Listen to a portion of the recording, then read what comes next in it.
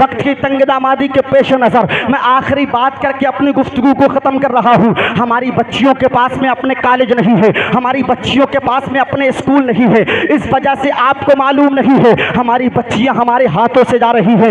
وجہ کیا ہے کہ انہوں نے علم دین پڑھا ہی نہیں ہے، انہوں نے سیدہ فاطمہ کی ہسٹری کو نہیں پڑھا ہے، انہوں نے سیدہ زینب، سیدہ سکینہ، سیدہ شہربانو، سیدہ ام ایمن کی ہسٹری کو نہیں پڑھا ہے۔ اگر انہوں نے تعلیم یافتہ ہوتی، اگر انہوں نے تعلیم سیکھی ہوتی، اگر انہوں نے علم دین سیکھا ہوتا، تو اگر انہوں نے سیدہ فاطمہ کی ہسٹری کو پڑھا ہوتا، اگر انہوں نے سیدہ زینب کی تاریخ کو پڑھا ہوتا، اگر انہوں نے سیدہ سکینہ، سیدہ صغرا کی ہسٹری کو پڑھا ہوتا، تو یہ اپنے اسلام سے پھرتی ہوئی نظر نہیں آتی، یہ اسلام کے دامن کو چھوڑتی ہوئی نظر نہیں آتی۔ ارے ہماری بچیوں کا حال تو یہ ہے، اگر انہیں وقت ملتا ہے تو کسی اور چیز کو ہاتھ میں نہیں رکھتی ہیں، بلکہ موبائل فون جیسا کھلونا اپنے ہاتھ میں رکھ کر کے نہ جانے کون کون سے سیریل دیکھا کرتی ہیں، اور انہیں دیکھنے کے بعد میں ان کے ذہن میں بھی، ان کے ذہن و دماغ میں بہی آگ لگ جاتی ہے۔ ارے میں تو کہتا ہوں چاہتے ہو گر سویرا علم حاصل کیجئے، دور کرنا ہے اندھیرا، علم حاصل کیجئے۔ آنکھ بھی ہے، کان بھی ہے، پر بنا علم و ہنر آدمی ہے اندھا بہرا، علم حاصل کیجئے، آدمی ہے اندھا بہرا، علم حاصل کیجئے۔ یہ علم کی شان ہے اسلام کے مقدس شہزادوں۔ آئیے میں ایک ایسی شہزادی کا ذکر کر کے اپنی گفتگو کو ختم کر دوں جس کو پوری دنیا حضرت رابعہ بصری کے نام سے یاد کرتی ہے۔ کون ہے حضرت رابعہ؟ رابعہ کہاں کیوں جاتا ہے؟ چوتھے نمبر پہ پیدا ہونے والی تھی، ان کا چوتھا نمبر تھا، اس لیے ان کو رابعہ کہا جاتا ہے، اور بصرہ شہر سے ان کا تعلق تھا، اس لیے ان کے نام کے آگے بصری لگایا جاتا ہے، ان کو رابعہ بصری کہا جاتا ہے۔ آئیے سنتے چلے جائیے گا ملت کے نوجوانوں، یہ بہت زیادہ ان کے شوہر کا انتقال ہو چکا تھا، یہ ان کے شوہر کا سایہ ان کے سر سے اٹھ چکا تھا، لیکن اللہ کی بڑی برگزیدہ بندی تھی، اللہ کی بڑی پاکیزہ بندی تھی۔ ان کا قد بہت زیادہ بلند نہیں تھا، یہ پست قد کی تھی، لیکن اپنے اللہ کو منانے میں لگی رہتی تھی، پوری دنیا سویا کرتی تھی۔ بصرہ شہر کے اندر تمام عورتیں، تمام بیٹیاں، تمام لڑکیاں سوتی تھی، لیکن رابعہ اپنے سر کو سجدے میں جھکا کے اپنے اللہ کو راضی کرنے میں لگی رہا کرتی تھی۔ اسی بصرہ کے اندر ایک بہت بڑا علم دین کا امام، جس کو پوری دنیا حضرت امام حسن بصری کے نام سے یاد کرتی ہے۔ کون ہے امام حسن بصری؟ ارے وہی امام حسن بصری جن کا ذکر اگر آپ تاریخ کی کتابوں میں دیکھیں گے تب آپ کو پتا چلے گا کتنے بڑے علم کے کوہ گرا، کوہ ہمالیہ کا نام حضرت امام حسن بصری ہے۔ حضرت امام حسن بصری کے دل میں خیال پیدا ہوتا ہے کہ میری سن کے لیے تو بصرہ کے بڑے بڑے لوگوں کے، رئیس اعظم لوگوں کی بیٹیوں کے رشتے حضرت امام حسن بصری کے لیے آ رہے تھے، لیکن حضرت امام حسن بصری نے کسی کے رشتے کو ایکسپٹ نہیں کیا تھا۔ بڑی بڑی خوبصورت مہجبی و مہپارہ خوبصورت بیٹیوں کے رشتے حضرت امام حسن بصری کے مکان کے دروازے پہ آ کر کے دستک دیے تھے، لیکن امام حسن بصری نے کسی کے رشتے کو قبول نہیں کیا تھا، بلکہ امام حسن بصری کے دل میں خیال پیدا ہوتا ہے، اے امام حسن، سوائے حسن، ارے تیرے لیے تو بصرہ کے بڑے بڑے امیر اعظم، پیسے والے، دولت والے، شہرت والے، سرمایہ دار لوگوں کی بیٹیوں کے رشتے آ رہے ہیں، لیکن تو نے اپنے آقا کی جو ہسٹری ہے اس کو کیسے بھلا دیا ہے؟ جب میرے آقا کریم صلی اللہ تعالی علیہ وسلم نے 40 سالہ بیبہ خدیجہ سے شادی کی تھی، تو حسن اگر تو بھی چاہتا ہے کہ میرے آقا کی سنت پہ عمل پیرا رہا جائے تو حسن تو کسی اور سے شادی نہیں، بلکہ بصرہ کے اندر رہنے والی برگزیدہ بیبہ عورت جس کو پوری دنیا حضرت رابعہ بصری کے نام سے یاد کرتی ہے، حسن کے دل میں یہ بات انگڑائی لیتی ہے، یہ بات ان کے دل کے اندر تڑپتی ہے، تو حضرت امام حسن بصری اپنے گھر کے اندر سے قدم نکالتے ہیں اور حضرت رابعہ بصری کے گھر کی طرف اپنے قدموں کو بڑھا رہے ہیں۔ المختصر یہ کہ پہنچ جاتے ہیں حضرت امام حسن بصری، حضرت رابعہ کے دروازے پر جا کر کے دستک دی ہے، حضرت رابعہ کے دروازے پر جا کر کے دروازہ ہلایا ہے، کھٹکھٹایا ہے، دروازے پہ جا کر کے جیسے ہی جنبش دی ہے، اندر سے پردے کی آڑ سے آواز آتی ہے، او آنے والے کون ہے جس نے آ کر کے میرے دروازہ کھٹکھٹایا ہے؟ کون ہے جس نے آ کر کے میرے دروازے پہ دستک دی ہے؟ کون ہے جس نے آ کر کے میرے دروازے پہ جنبش دی ہے؟ جب اندر سے اتنی آواز آئی تھی اللہ کی پاکیزہ بندی کی، تو آواز کو سننے کے بعد میں حضرت امام حسن بصری، حضرت امام حسن نے کہا تھا، اور رابعہ سن لے، تیرے دروازے پہ کوئی اور نہیں بلکہ بصرہ کا حسن آیا ہوا ہے۔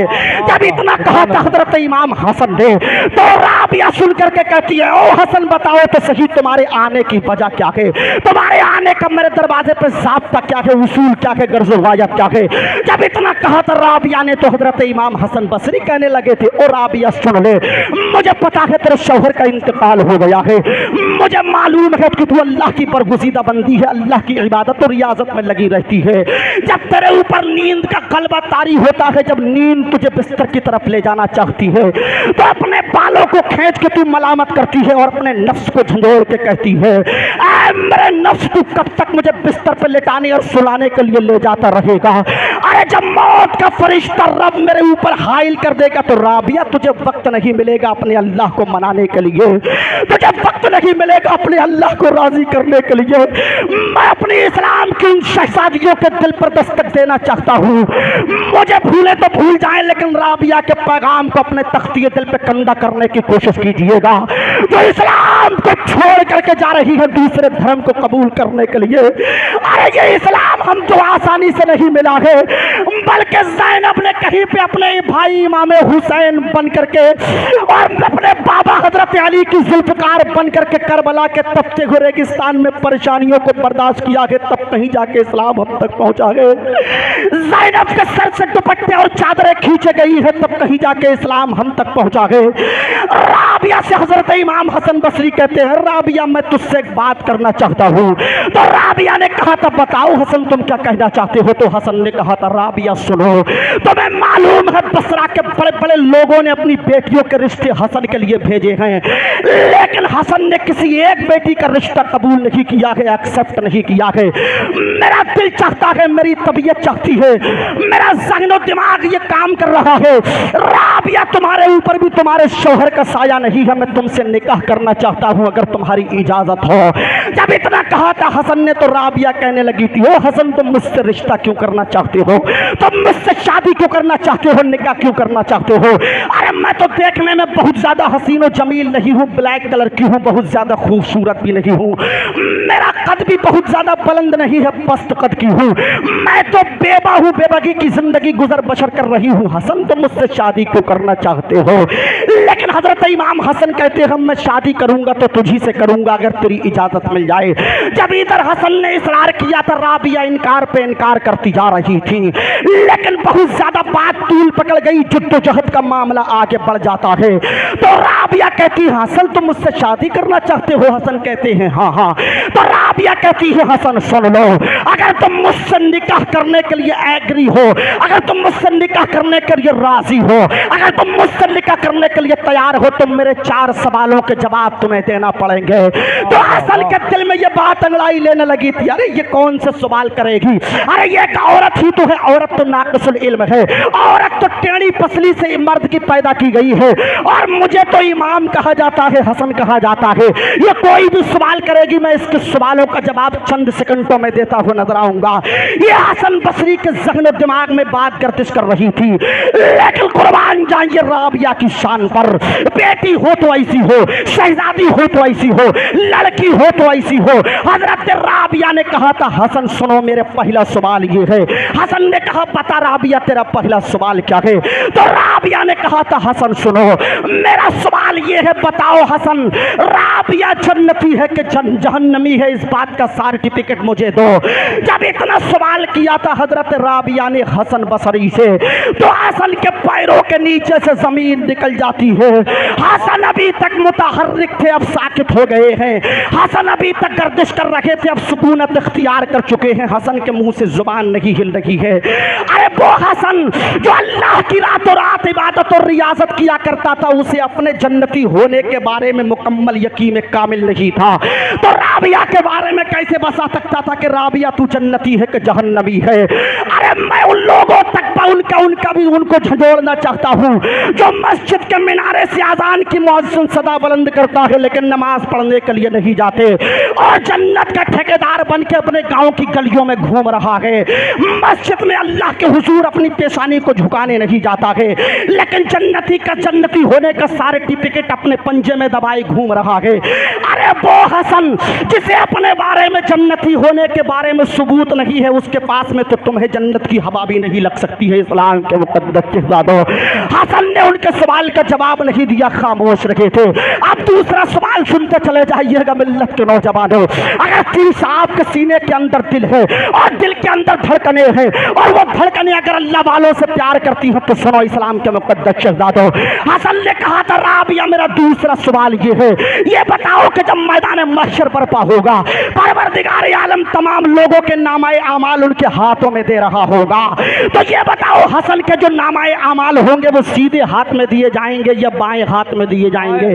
رابعہ نے کہا تھا حسن بتاؤ اللہ میرے نامہ اعمال میرے سیدھے ہاتھ میں دے گا کہ بائیں ہاتھ میں دے گا؟